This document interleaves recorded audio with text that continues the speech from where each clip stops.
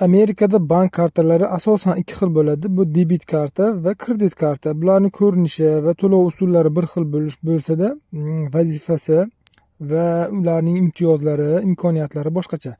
Debit karta bu demak bankdagi hisob raqamingizdagi pulni ishlatishga moslashgan. Ya'ni sizni hisob raqamingizda pul bo'lsa, bunda ham pul bo'ladi. Ya'ni savdo qilish yoki boshqa to'lovlar amalga oshirishingiz mumkin. Bu kredit karta sal boshqacharoq ishlaydi. Kredit karta ichidagi pul bank puli hisoblanadi va sizga bank ma'lum bir limit beradi. Bu limit sizning kredit tarixingizga qarab beriladi. Kredit tarixi yaxshi odamlarga ko'proq limit, kredit tarixi yo'q odamlarga kamroq limit. Misol uchun shartli ravishda mana shu kartada $1000 limit bo'ladigan bo'lsa, men o'zimni ish haqimni bunga kartaga tushirgan bo'lsam, ya'ni buni hisobida $1,500 puli bo'lsa, men demak telefon magazinga borib $1200 ga telefon sotib olsam, demak $500 o'zimni pulimdan va $800 bank pulidan sarflanadi. Agar men bir oy ichida $800 qaytarsam, bank foizsiz menga kredit bergan bo'ladi. Agar men buni bo'lib to'laydigan bo'lsam, ya'ni u yerda ilovada ko'rinadi minimum to'lov yoki maksimal to'lov yoki hamma to'lov chiqadi. Minimum to'lov qiladigan bo'lsak, bizning o'sha bank istoriyamizga qarab foiz chiqaveradi. Agar bir oy ichida belgilangan muddat ichida to'lansa, foizsiz bo'ladi.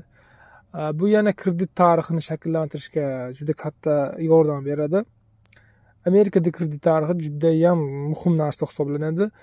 Men hozir misol qilib keltirgan narsam bu kreditga olingan emas, shunchaki kredit kartaga olingan bo'ladi. Telefonni misol uchun o'sha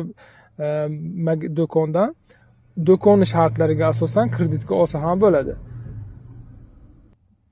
Kredit kartalari debit kartaga nisbatan kuchli himoyalangan bo'ladi.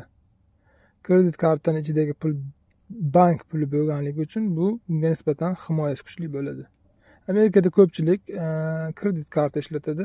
Kredit tarixi Amerikada juda ham muhim narsa hisoblanadi. Mashina olayotganingizda, uy olayotganingizda, hattoki ijaraga avtomobil yoki uy olayotganingizda ham kredit tarixiga qaraladi.